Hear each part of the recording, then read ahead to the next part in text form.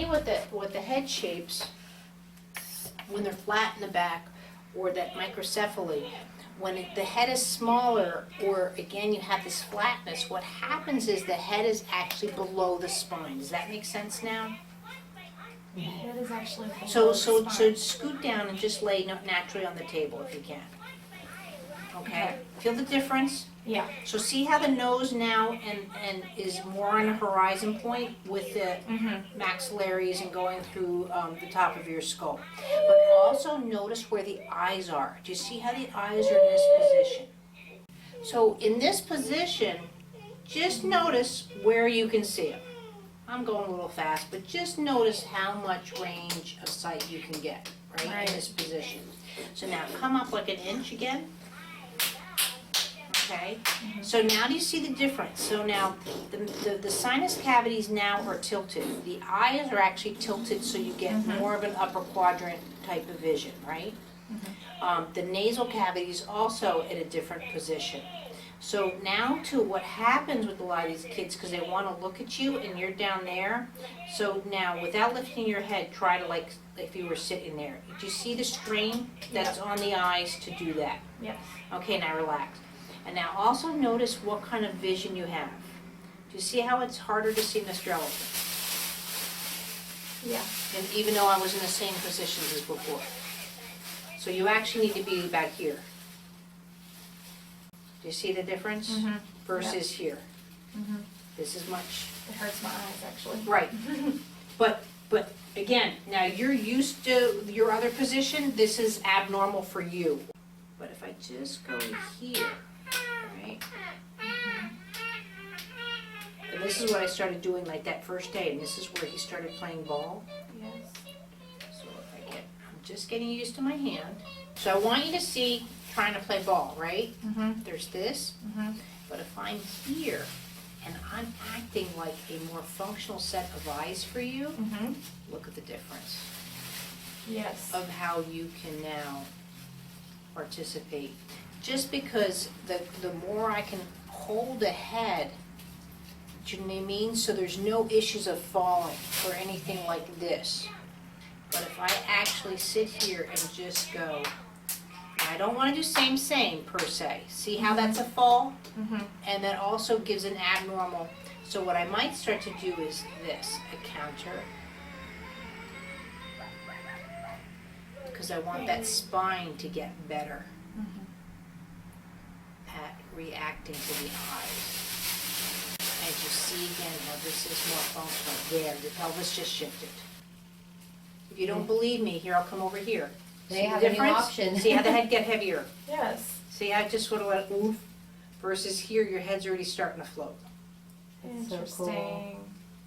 So again, through my touch, I've been able to just find these little, there we go. See now how much nicer that was?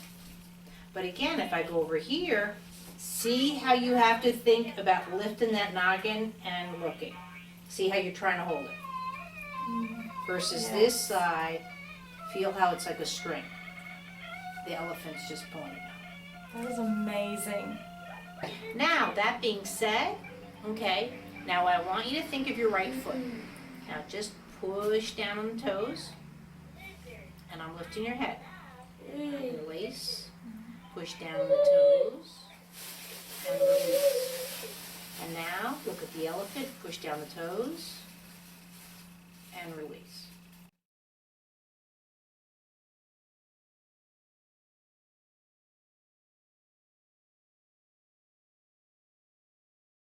Now leave the toes alone. Now go on the other side.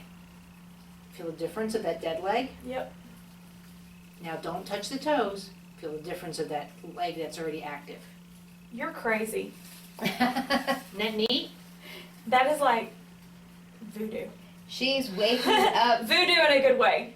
waking up all this conversation in But the see body that now? wasn't there. So my So gosh, now it's like I lift the can right knee up and down. Lift the left knee. See, it's like their CP. And that's how the kids feel. Why not? Before she gets a hold of them. But that's a lot of work. Yeah. And this is like, oh, I'm just lifting up my leg, okay. I'm just getting the ball, okay. But I'm here so they don't have to worry about this The conversation. falling. Now I might turn around now and come here, or I might come and counter it and come here, depending where I'm at.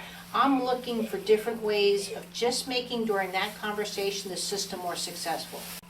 Well, it's like I'm aware of this leg, Right. but not aware of this leg. Correct. And then once the brain knows how to do it, then it can keep It's a doing it. parasite. It Yeah. wants to do its easiest. But it has to be shown first. So it Correct. can. That's know how to why do It's it. like you turn that's the- why turn to this it's side a lot. habilitation, not rehabilitation. Exactly. Now I can start working with her at this level. Look at the spine extension. Look at all of that. I can go so many ways with this now. Whereas over here, she can't jump. Here she can jump. Over here, you know, do you feel it's like knocking on a door? Yeah, that's a great So now if example. I touch someone and they're doing this, I can't say, let's go to Sky Zone. But if I touch someone, they're doing this, I can start saying, hey, you know, now I can start maybe bringing out the ball. Right. But to take a ball out on this system, now they're really gonna be like, "Ah," you know, and Can't do it. which is true, they can't do it. They get And scared. there is a difference between I can't do something and I can't do something. Right. I can go skydiving. However, I'm about to go to South Africa. I have you guys here. I have to go to San Francisco this weekend. I have responsibilities. So probably going skydiving, risking. Now I probably won't hurt myself because I'm a movement person, but why?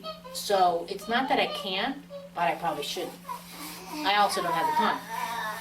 And that's where people get post-traumatic stress. Right. Because they're put in a situation and their brains don't know how to get out of it. And then they keep re-triggering that over and over when they get to They're not re-triggering the emotions or re-triggering the movements. And the Mhm. movements now trigger emotions. Right. You can't get mad. I get it, if I slap her, she's gonna get feisty, but first her teeth are gonna grind. Her pulse is gonna change. Her hands are gonna start getting tense. Her body's gonna go into certain positions or movements that her brain's gonna start cooking.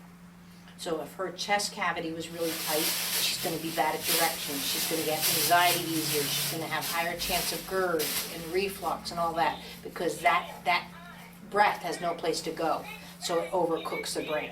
You know, there's a lot of different little movement sequences, and that's developmental delays. Do I worry about contracting those big toes? Now contract both your toes, right? Keep them contracted. So see the difference right off the bat with the vision. No? You So, gotta crank that. okay, sorry. So I'll just sit there and wait till the vision smooths out. But until this vision smooths out with those contractions, there we go. Only then can I start, see now the pelvis is balancing a bit better, do the toes naturally, so now let the toes go. So now look how nice the vision got just from that. Wow. So, because your brain has an option of saying, oh, my eyes work better when I don't cramp my toes. Bingo, you know what I mean? It's really, it's just like hitting the Weird. lottery. So now with that, I'll take these out and just feel, I want you to get up to the right, Okay. and then I lay back down and then get up to the left, and just feel the difference of sitting up.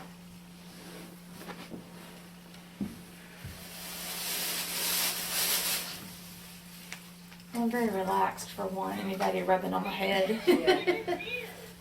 Yeah. Yeah. It's heavy. You think And that's I'm where, kidding. Just wait till but your that's turn. where a child with vision isn't gonna sit up. Yeah. I mean, it was a lot of work to get It was a this lot out. of It's like I work. wasn't aware. Yeah. It wasn't synchronized, that's all it was, it just wasn't synchronized. So now again, I have my hand on the head, right? I'm not sitting here just going, ooh, ooh. You know, I wanna, when I have my hand on the head, I can feel any kind of contractions, muscular contractions, if your breathing is off, this, that, and the other, and if you don't believe me, just hold your breath. Okay? So feel the difference. So let the breath go. Feel the difference. See how there's a tonus change in the head. So I can feel if there's a startle or whatever going on, but it's just very subtle. So I'm going to go after upper quadrant on the right eye again. So I'm just looking to see. First of all, from this position, if I can catch the horizon. And horizon is just about here.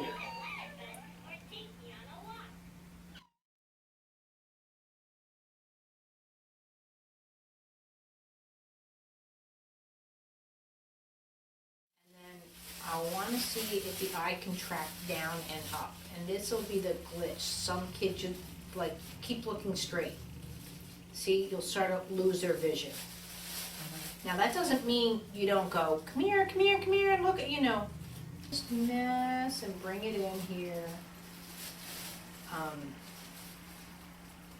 And just see again if I can draw it up to me.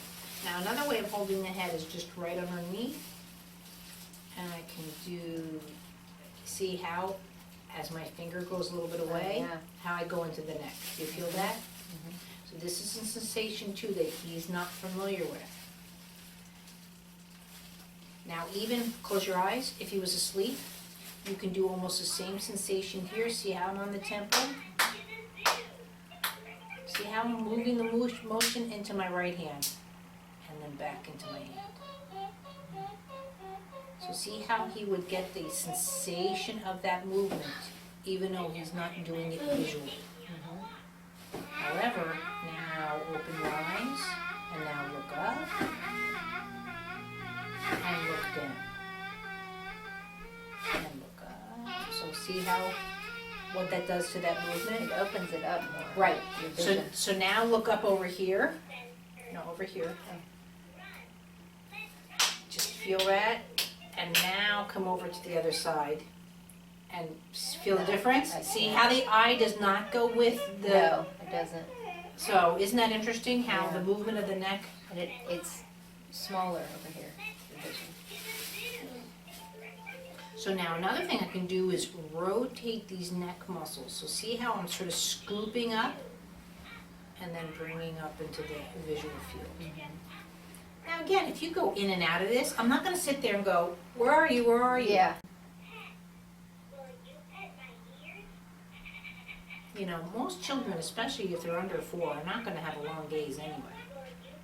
But then what I can start doing is, see, very subtly, I'm bringing your head over to the left as you're looking to the right. But I have to get your attention first. See if I did it the opposing way. I haven't played with the left eye at all.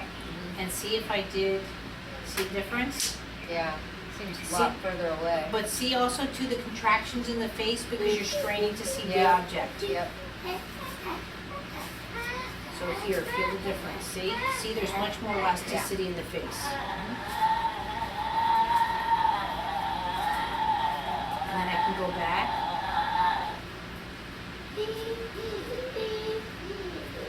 See now how much nicer the movement is?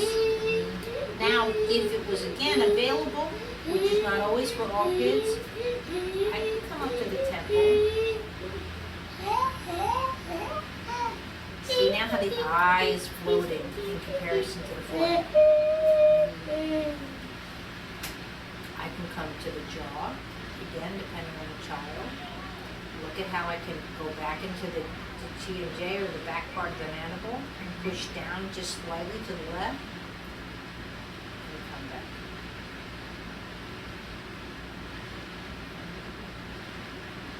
See how that goes all the way back into the shoulder.